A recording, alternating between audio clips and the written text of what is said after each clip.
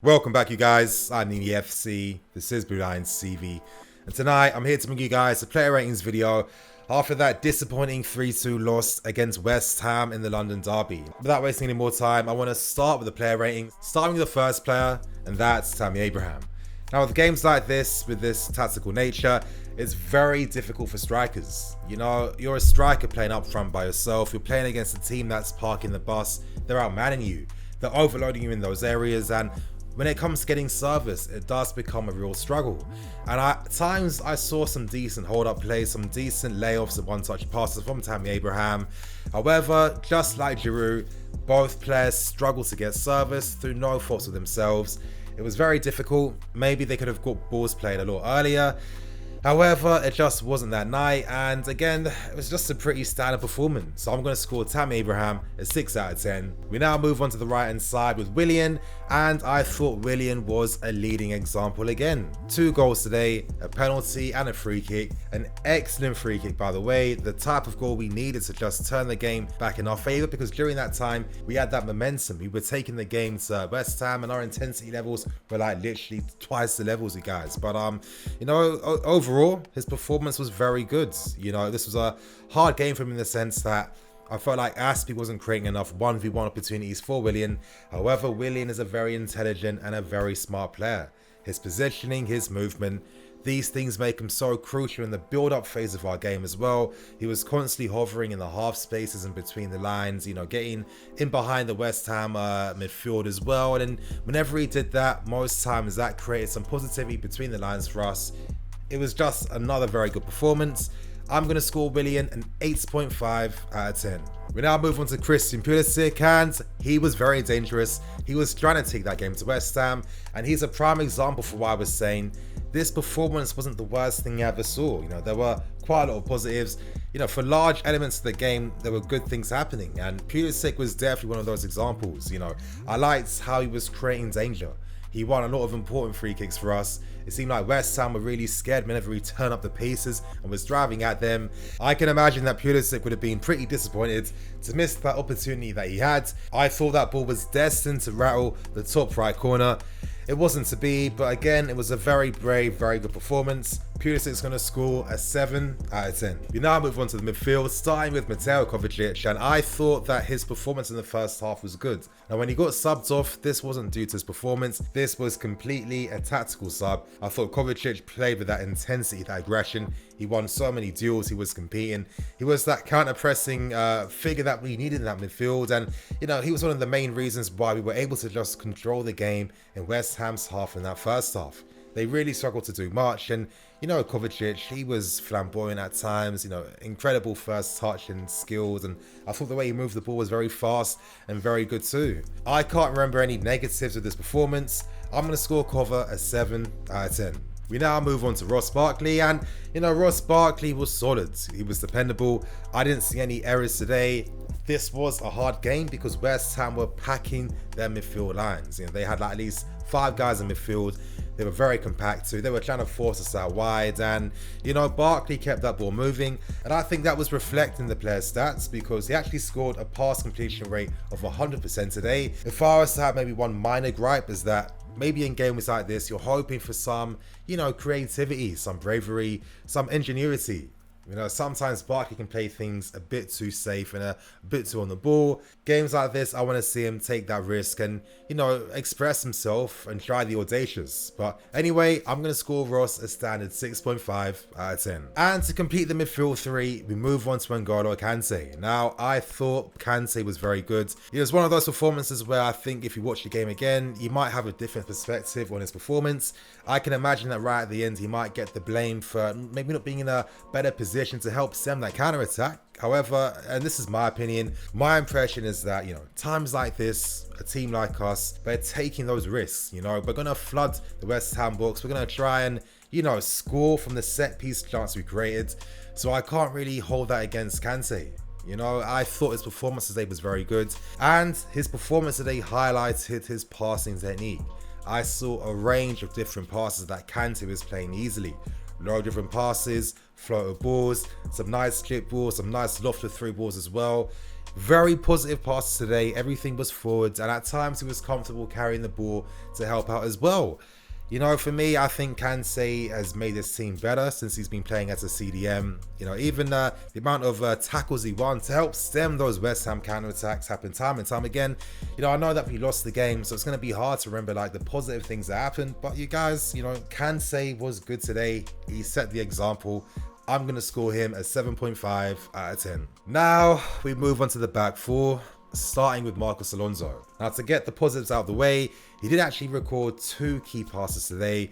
I thought his crossing was providing some danger at times. You know, he's going for a lot of whip balls, a lot of through balls, you know. At times, too often, his crosses hit the first man. But I think one thing I really noticed today is that, you know, Alonso just doesn't really suit this style of football. He doesn't have that physicality, you know, he doesn't have that engine to run both halves, to run in both boxes. You need pace, you need intensity, and these are things Alonso doesn't have. This is why he's better suited playing as a left wing back, because the pitch becomes a lot shorter for the player, meaning that he doesn't have to use his zero acceleration across the field. He's not a fast player, we know that. But I think the thing that really annoys me the most about Alonso is that maybe if games aren't going in his favour, he's one of the first guys to have his head dipped. Now, I think the commentators, you know, Neville brought up an excellent point. Alonso had a major part to play in for that final goal scored in the end. No excuse in that sense, because Yarmolenko himself isn't super fast anyway.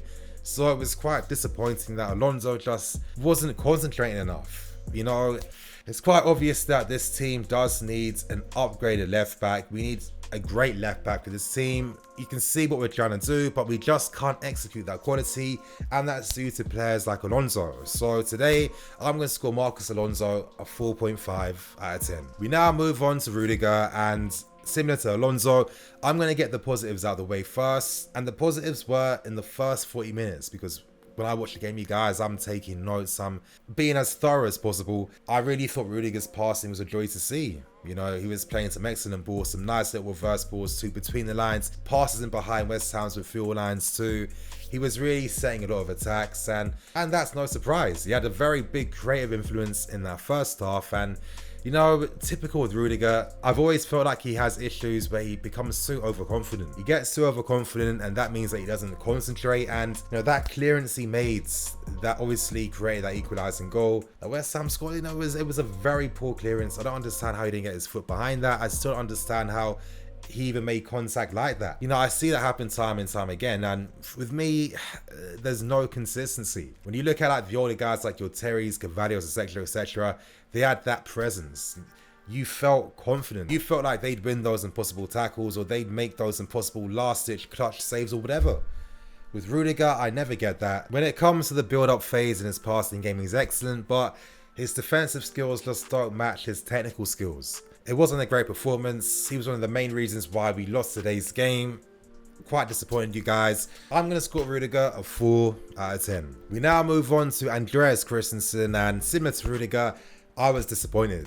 It felt like Antonio was just very confident against him. Maybe it was Antonio's combination of upper body strength and that low center of gravity that Christensen, I don't want to say couldn't cope with, because that's too strong a words. It was a very difficult game for Christensen. He definitely had to compete today and be at his best, and it just wasn't that consistent best, but he was winning his duels and coming out on top time and time again. Antonio gave him a very difficult game, and you know, I think that was reflected in Christensen's involvement for the second goal that West Ham scored. You know, it wasn't great. Poor defending in that sense, and even though Christensen and Rudiger, with their passing up from the back, is excellent, defending as a partnership, I'm not seeing it, and I haven't seen it for a while. Poor from Christensen. I'm going to score him a 4.5 out of 10. To complete the back four, we end things with Azpilicueta, and Azpi, you know, I felt sorry for him. I didn't understand why he was tasked with marking Souček. Didn't make too much sense. I mean, Souček is a giant of a guy. He's an absolute tank and beast. He's massive. There was no way Azpi could do anything, and you know, we all saw with our own 2 eyes what Azpi was trying to do to put him off. I mean, it looks a bit comical, I'm not gonna lie, but you know, that's Azpi. He doesn't care how he looks. He's just gonna do whatever he can. It obviously provides an advantage for his team, but you know, with this type of game where you have a lot of the ball out wide, I felt like Azpi's crosses in the final third were too airy. There wasn't enough pace on them, not enough swerve, not enough whip. And it was very easy for West Ham defenders to defend against. And I think it was delivery like that throughout the entire game, which made things very difficult for Giroux and Tammy Abraham. I'm going to score Aspie a standard 6 out of 10. And to end things with Kepa in goal, I think the thing that really just sums up Kepa is that whenever you need your keeper to come through and make that clutch moment, you know that Kepa is never going to do that. You know, when teams get that right opportunity, they might as well be playing in front of an empty net because Kepa just doesn't do enough. And I feel maybe is a combination of doubting himself, not having that resilience and confidence, maybe being a bit scared. Maybe I'm being harsh with the scared words. That's too strong. I can admit that. But I don't think he's a goalkeeper that inspires a team, and most importantly, inspires the defense. Even though you can't necessarily place all the blame and all the goals West Ham scored on Kepa, you know, for every single goal, he still played a small part to add to the misery, to add to the woes. You know, it's starting to really just prove that we need to buy a goalkeeper for next season, because I don't think Kepa's the one, you guys, but that's my opinion. And on that, I'm going to score Kepa a 4.5 out of 10. Moving on to the 3 subs, I start with Olivia Giroux, and very similar to Tammy Abraham, this was one of those games which is very hard for strikers. You have no space to play in, because West Ham literally didn't come out to press. They came to just sit deep, be compact, you know, play in front of their goal, and obviously stop us from just playing through them. So it meant that services was the big thing that both our strikers were relying upon, and unfortunately it just wasn't there. Crosses throughout the game just weren't perfect, and it felt like both were feeding on scraps because, you know, West Ham were very good at, you know, stopping us penetrating between the lines all the time. You know, quite frustrating. I personally feel like we would have seen a better impact if Giroux started and Tammy Abraham came on to just change the complexion of the game, as he's done in previous games. I'm going to score Giroux a 6 out of 10. Moving on to Loftus-Cheek, and, you know, I thought his introduction alongside Giroux provided a bit of a spark to the team. Now, there seems to be maybe a different formation change. It seemed like Loftus was playing in the pivot alongside Kante, or was that just that we were playing a 4-3-3, and of course, naturally, one of the box-to-box mids has to come a bit deeper to link up with Kante. That could be the case too. You know, we didn't see too much excitement in that sense. You know, Ruben still isn't fully there yet. This was his best cameo appearance so far. I thought that he was looking a bit sharper, which was promising to see. I thought he moved the ball quite quickly.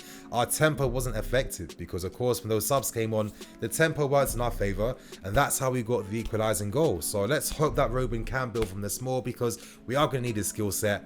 I'm going to score him a standard 6 out of 10. And to end things with Mason Mount, another player who provided some tempo to our game. Now, what I liked about Mason's cameo was that he was trying to speed up the tempo, speed up the play by playing very quick passes between the lines. Now, he was very unfortunate that when his attempted pass met Ruben, nothing came from that. But I like that Mason was constantly trying to just speed up the tempo and quicken things up. I thought his involvement wasn't too bad. Again, not enough time similar to the other subs. I'm going to score him a 6 out of 10. And to end things with Frank Lampard, you know, pros and cons. I thought maybe some of Lampard's lineup selection is going to be a bit better.